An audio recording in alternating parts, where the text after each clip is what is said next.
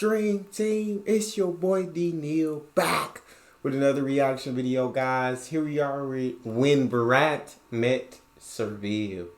Kohli interviews West Indies legend Seville Richards. You got two absolute legends in the game of cricket sitting down and talking with each other. This should be interesting. Before we jump in, make sure you guys subscribe, ring notification bell, get a video a thumbs up. Let's do this.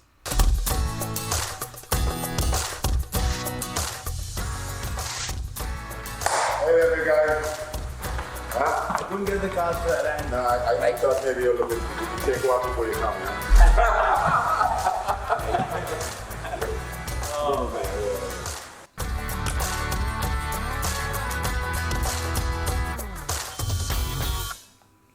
Hi, I'm Virat Kohli, and you guys have not seen me a lot doing this, but I'm doing this today because of a very special reason, and I couldn't be happier to introduce the person that's going to be in conversation with us today, the greatest inspiration to all of us batsmen, Sir Vivian Richards. Thank you for having a chat with me and just taking out a lot of your time. So for me, this is a great opportunity to understand what were the challenges you faced when you were playing, and what made you believe in yourself so much. What was that essence of your self-belief? I always felt I was good enough to be competing.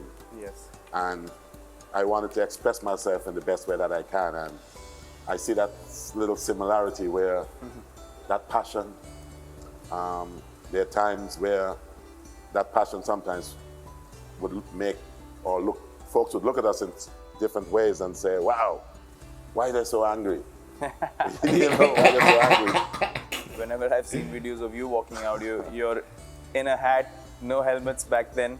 Even when there were, after a point, you chose not to because, you know, it was something that made you feel like you have the belief, and you're chewing gum, and I know the pitches were not as prepared or as covered back then. So what was it like? What went through your head when you walked out knowing that, you know, you don't have the sort of protection, there's no sort of restriction on bouncers, and then you go out and dominate like that? What did you feel from the time you left the change room till you got to the pitch?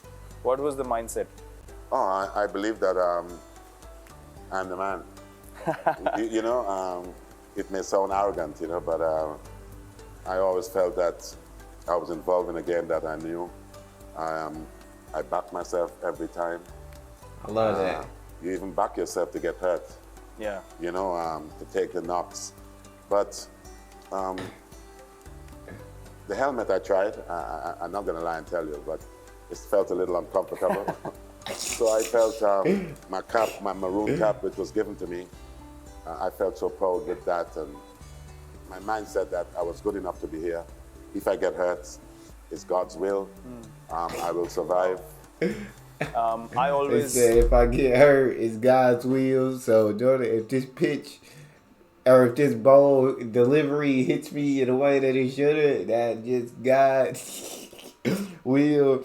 But I saw he did say a different thing that like it made him focus 100% on each ball, because he knew like if he didn't focus and the delivery hit him, like that was it. Like that would have definitely hurt him badly. So it made him focus in that much more on each delivery.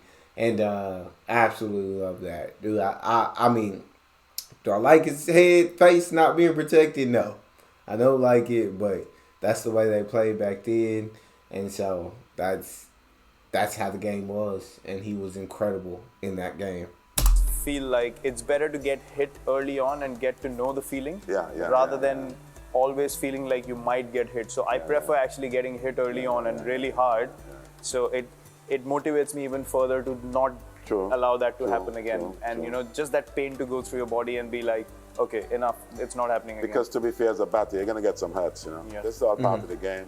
Yes. And it depends on how well we come back from these knocks, you know. In the olden days, before we had these little guards around your ribs, you take it there and that's when you feel it, you know. You take a count, but then that's all part of the parcel of the sport, you know. So after, in 2014, we went to England and I had a very, very bad tour. But the next one was Australia, which was even more hostile and even more tough. So the thing that helped me that time was, and again it happened naturally, was visualization. 3 months before going to Australia, I started visualizing that I'm taking these bowlers on and I'm going to dominate and I'm going to come out on top. And that for me was a revelation where I had so much belief because of just putting that thought in my head. I think he scored 4 centuries, huh? Yes, yes. I was in Australia. That's crazy. Time, Yeah, I know. I can remember we were doing the Big Bash. Yes. And I got in a few of the Australian faces, like, because just to see the way in which you stood up. Yeah. The Australians can be, in my opinion, at times be bullies. Yeah. They try talking you out, but you gave it back. Yeah. I love that. And not just giving it back, you gave it back with interest. Yeah. The way in which you performed. And I think... he said, not just giving it back. You give it back with a little interest on top. Like, y'all ain't finna bully me. I'm finna bully y'all, fam. So be prepared. That sort of set you up to believe. Because I always felt if you can go to Australia and combat what they have there, you're gonna be okay elsewhere. Yeah. You know, because you would have dealt with... It's a tough place to go. Yes, it is. And you came out smelling sweet, man. I think that was, I enjoyed that, you know. Thank you. I wanted to ask you, did you also visualize a lot? Yeah, man. There are times sometimes I used to tell guys, like, you see what you're going to do tomorrow. Yeah, yeah. You know, like, wow, this is how it's going to be tomorrow.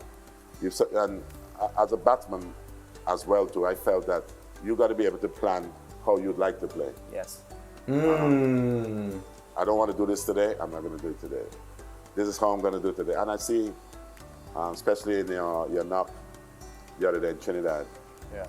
the first 100, you know, you were taking the same balls from the off stump, and some people may think hitting across the line, but that's when, in my opinion, that's when a batsman is in control, and is in control of his personal faculties. Yes. Then the same ball you can, and there's one in particular, man, that I love, and it had me jumping out of my chair, man. It's the one where you cleared the left foot and took it over extra cover. That's something out of my book, so I appreciate that, you know. Thank you for that, you know. You look at that. Oh my God. Oh man, I'll be happy to play some. That was disgusting. I love this. It's just two absolute legends of the game talking with each other about the challenges that they went through, some of the things that they used to become as great as they are, like visualization. I wish I would have learned like how to visualize at a young age.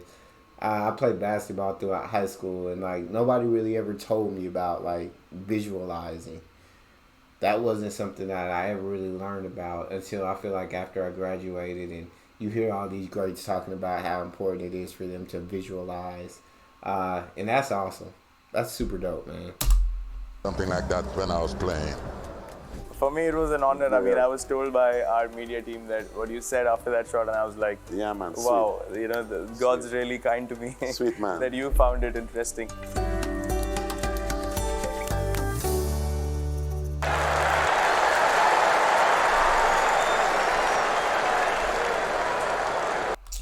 Absolutely awesome interview. Definitely enjoyed getting to watch. That's all we got. Make sure y'all subscribe, ring notification bell, get a video a thumbs up so it gets suggested. It's your boy D Neal, out.